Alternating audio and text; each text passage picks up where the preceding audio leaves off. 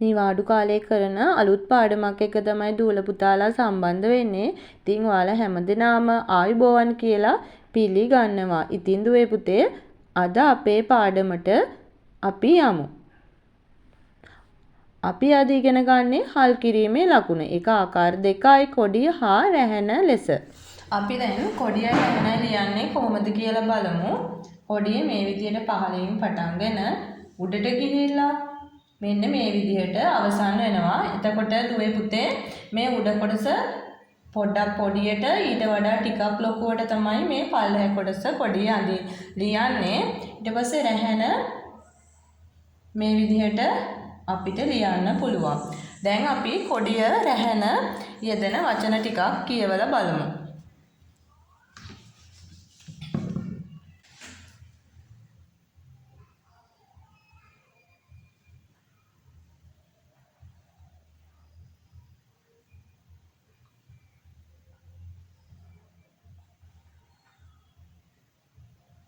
අත කියලා ලිව්වා. දැන් බලමු මේකට මොකද්ද යෙදෙන්නේ කියලා. කොඩියද රැහැනද? කොඩිය තමයි යොදන්නේ. උන අපි කොඩිය දැම්මා. අත කියන වචනේ අත් කියලා තමයි දැන් අපි උච්චාරණය කරන්නේ. ඊට පස්සේ මේ වචනේ බලමු.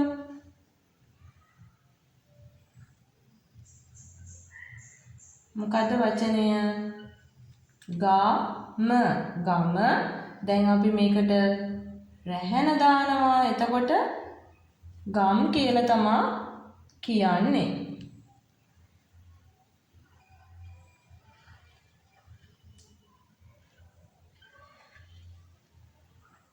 මල.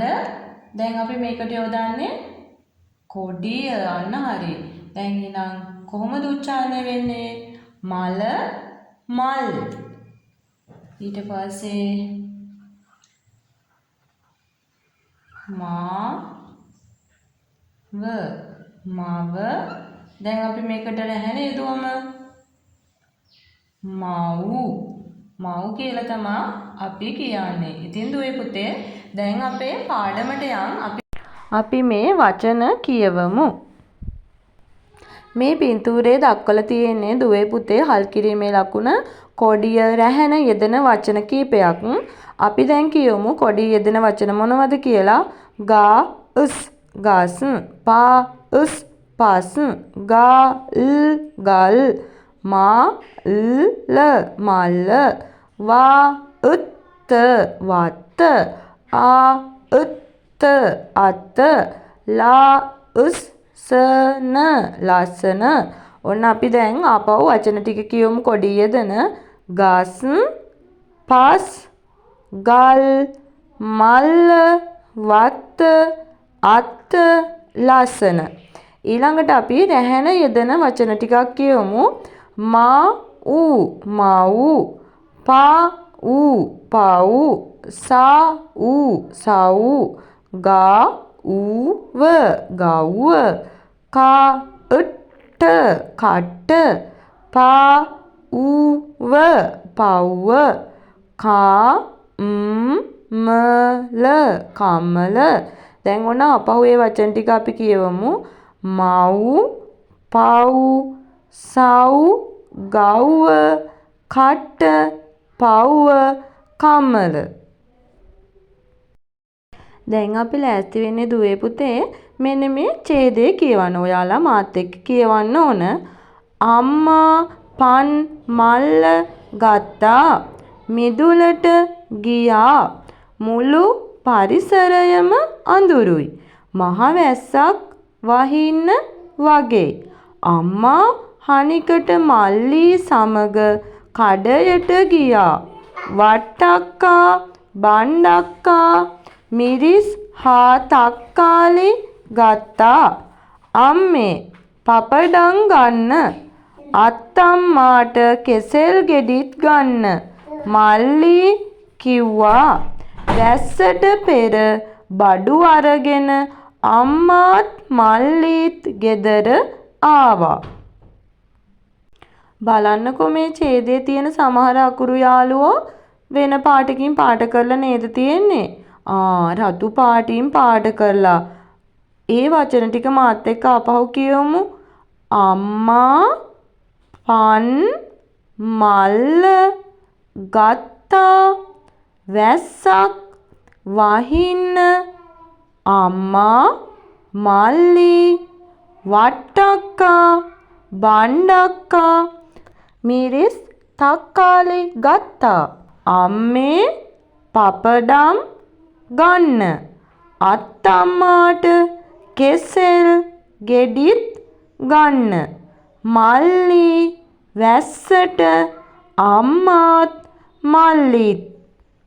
ඉතින් දුවේ පුතේ ඒ වචනවල රතු පාටින් පාට කරලා තියෙන අකුරු යාළුවන්ගේ යෙදිලා තියෙන්නේ කොඩිය හෝ රැහැන.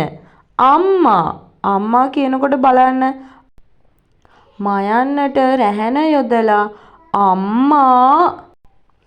ඊළඟට පන් කියන වචනේ නයන්නට කොඩිය යොදලා තියෙනවා. ගත්තා කියන වචනේත් පුතේ තයන්නට කොඩිය යොදලා තියෙනවා.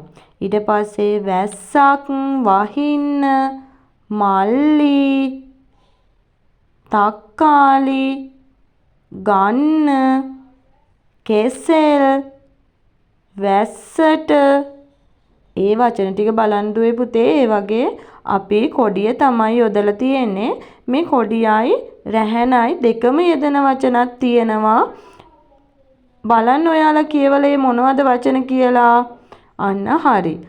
අත්තම්මාට කියන වචනේ පුතේ බලන්න. එතන රතු පාටින් අකුරු යාළුවෝ දෙන්නෙක් ඉන්නව නේද පාට කරලා. එකක් අල් තයන්න අනිත් එක අල් මයන්න. ඊළඟට අම්මාත් කියනකොට බලන්න කොඩිය රැහැන දෙකම යෙදිලා තියෙනවා. වට්ටක්කා කියනකොට බලන්න දුවේ පුතේ කොඩිය රැහැන දෙකම යොදලා තියෙනවා. ඉතින් අපි භාවිතා කරන වචනවල කොඩිය රැහැන යෙදුණු වචන වගේම ඒවා වෙන වෙනම යෙදිච්ච වචනත් අපිට දකින්න පුළුවන් වෙනවා. දැන් ටීචර් ඡේදයෙන් ප්‍රශ්න ටිකක් අහන්න තමයි යන්නේ. කඩේට ගියේ කවුද? කවුද පුතේ කඩේට ගියේ? අන්න හරි. කඩයට ගියේ අම්මා මල්ලි. ඒ දෙන්න තමයි පුතේ කඩයට ගියේ. අම්මා කියන වචනේ රැහැන යෙදිලා තියෙනවා. මල්ලි කියන වචනේ කොඩිය යෙදිලා තියෙනවා. ඊළඟ ප්‍රශ්නේ බලමු අපි.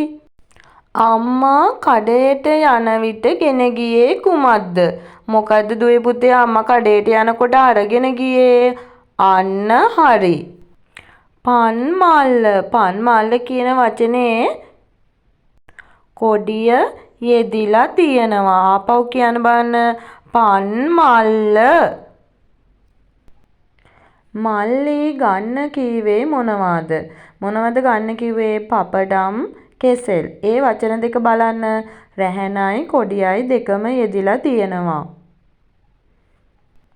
දැන් අපි මේ වගුවේ තියෙන පළවෙනි තීරුව බලමු. ගත්තා වැස්සක් මල්ලි බණ්ඩක්කා කෙසෙල් ගෙඩිත්. ඒ වචන තීරුවේ කොඩිය යෙදුණු වචන තමයි තියෙන්නේ දුවේ පුතේ. ඊළඟට දෙවෙනි වචන තීරුව බලමු. පපඩම් අම්මා. ඒ වචන දෙකේ යෙදිලා තියෙන්නේ රැහැන. තුන්වෙනි වචන තීරුව බලමු. අත්තම්මා වට්ටක්කා. ඒ වචනවල කොඩියක් යෙදිලා තියෙනවා රැහැනක් යෙදිලා තියෙනවා. ඉතින් ඔයාලා මේ වචන ටික ආයෙසරයක් කියවන්න. කොඩිය රැහැන යෙදුණු වචන මොනවද කියලා තව දුරටත් අවබෝධයක් ලබා ගන්න. දැන් අපි සූදානම් වන්නේ අසා ලිවීම වචන ලියන්න. ඉතින් ඔයාලා දැන් අසා ලිවීම පොත අරගන්න. පැන්සල මකන කැටේ ළඟට අරගන්න.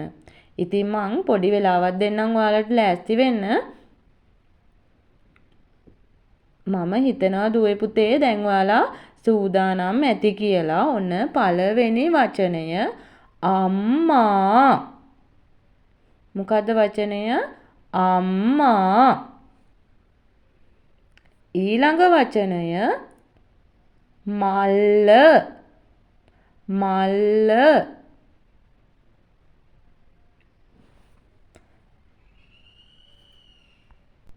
ඊළඟ වචනය ගත්තා.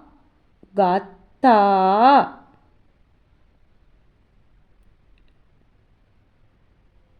ඊළඟ වචනය වැස්සක්. වැස්සක්. ඊළඟට ලියන වචනය මල්ලි. මල්ලි. මල්ලි. ඊළඟට ලියන වචනය වට්ටක්කා. වට්ටක්කා.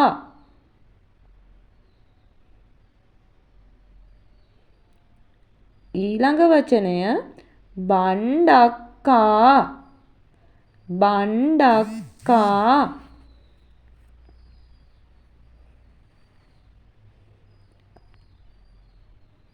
තක්කාලි. තක්කාලි.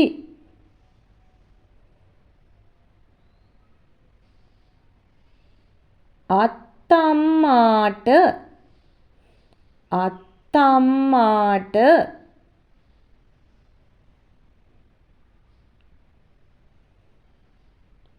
ඊළඟ වචනය වහින්න. වහින්න. අපි ඊළඟට ලියන්නේ කෙසෙල්. කෙසෙල්.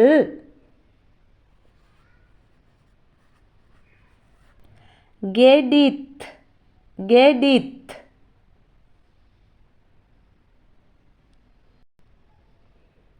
ඊළඟ වචනය පපඩම්. පපඩම්.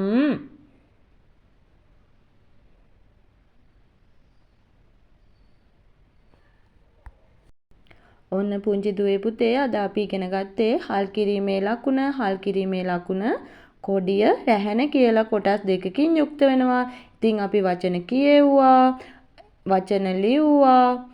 ඔයාලා තවදුරටත් කියවීම් පොතේ හල් කිරීමේ ලකුණු යෙදුන වචන කියවන ගමන් රවුම් කරන්න පුළුවන්. ඉතින් අදට අපේ පාඩම අවසන් කරනවා. සුබ දවසක් වේවා කියලා ඔයාලට ප්‍රාර්ථනා කරනවා.